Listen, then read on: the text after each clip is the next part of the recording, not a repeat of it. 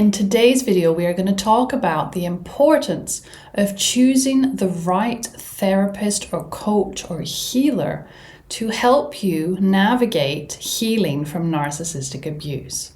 Now, this is an extremely important topic, especially when it comes to narcissistic abuse, because a lot of people have suffered at the hands of therapists that have no idea about narcissistic abuse and the effects that it has on an individual. They may have studied for many years at university, they may have all of the theory, but they don't have the deeper understanding of how destructive and how insidious these dynamics can be and how much damage they can cause the victim. The first thing I would like to say to you is that if you are about to embark on this healing journey from narcissistic abuse, then it is extremely important.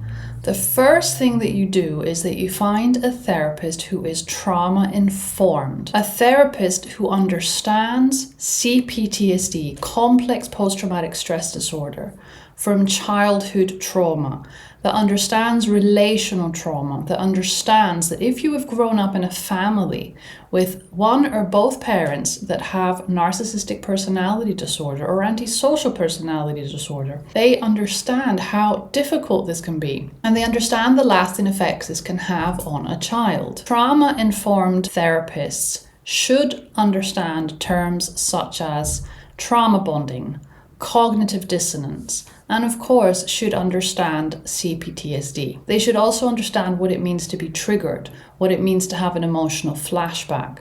It's extremely important to understand that a narcissistically abusive individual is extremely toxic, especially to a young child's brain, because children are still developing, and if they have a parent who isn't able to nurture them, who doesn't have the emotional capacity to be an adult, to parent them properly, to give them unconditional love, to help them regulate and to help them feel safe, then this therapist isn't for you.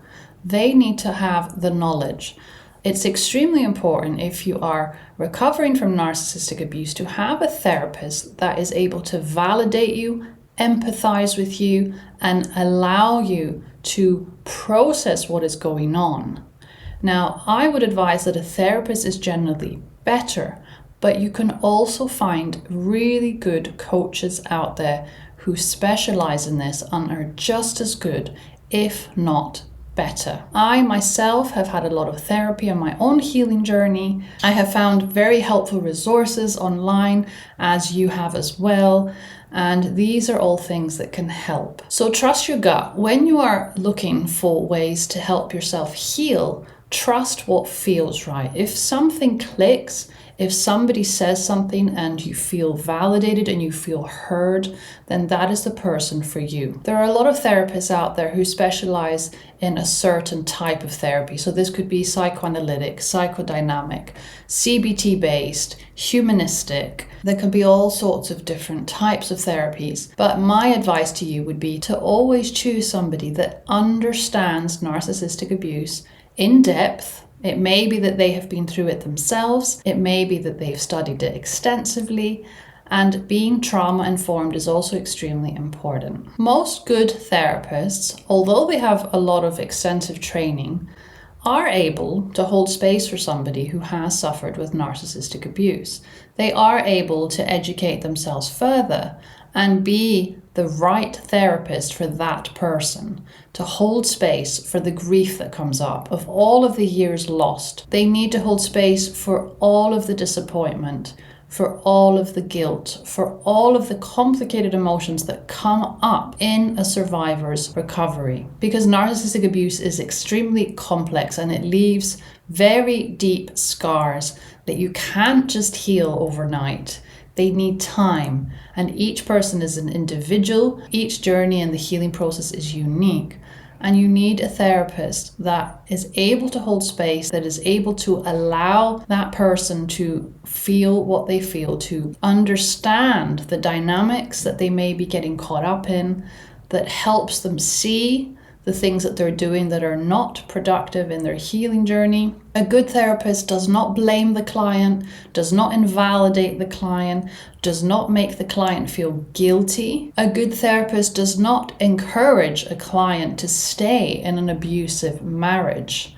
Now, unfortunately, there are therapists out there that specialize in couples counseling, couples therapy, and they will say to somebody, you need to stay in your marriage. This is not good. You do not encourage someone to stay in a marriage when they are in danger. You do not encourage somebody to stay in a relationship when they are being harmed. So a therapist that says this to somebody who doesn't have understanding of trauma and narcissistic abuse, and it's the same for adult children of narcissistic parents. They need understanding, validation, encouragement to put themselves first, to set boundaries, to learn to say no, and to respect themselves, to honor their emotions, which are all things that they weren't able to do when they were in this narcissistically abusive family. You need a therapist who gets it, a therapist who is sensitive to your triggers, to your emotions, a therapist who doesn't tell you what to do, but who guides you in making that decision yourself. These are all extremely important things. And it's also very important to remember that somebody who's been through narcissistic abuse is more vulnerable to being further abused, to being further traumatized. And a therapist, unfortunately, can do this if they are not the right kind. Therapists can re-traumatize their clients, can re-trigger them by saying the wrong thing, by guilt-tripping them, by blaming them for not trying hard enough. They can do a lot of damage.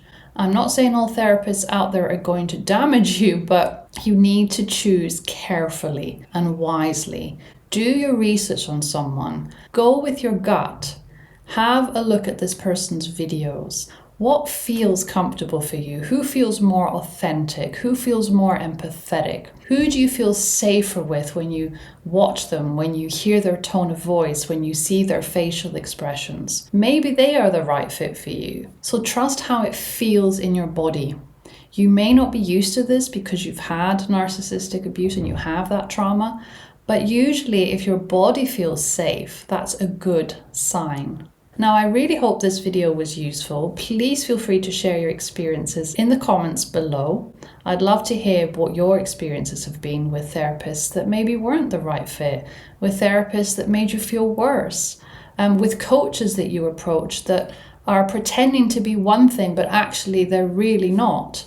Have you had any therapists or coaches out there tell you that there is one quick fix and that in 20 days you will be cured from narcissistic abuse and trauma? Please do not listen to these people. This isn't how it works. It is far, far more complex. Every journey is unique. Every person will take their own time to heal. Different resources will help different people. It is not one size fits all. So trust your gut. Go with a person that feels safe to you. And I really, really wish you all the best on your recovery journey. And if you haven't already, please check out my other channel, Inner Flow Art Therapy. I'm currently in training to be an art therapist, and I am going to be uploading information on there about some upcoming online courses that I will be doing in art therapy, which are very good for people like yourselves who could benefit from trying a different way of connecting with your emotions, processing your trauma, going more into the body. Somatic, intuitive art creativity can be very helpful for trauma survivors. Art therapy is very healing, as is drama therapy and music therapy. Basically, all of the creative arts, all of the expressive arts can be extremely good at helping you heal because you are going into a different part of your body. Talking is good, grieving is good, but you also need to go into the body. So please feel free to check it out. Thank you so much for your attention today, and I will see you in my next video. Take care, everyone. Bye-bye.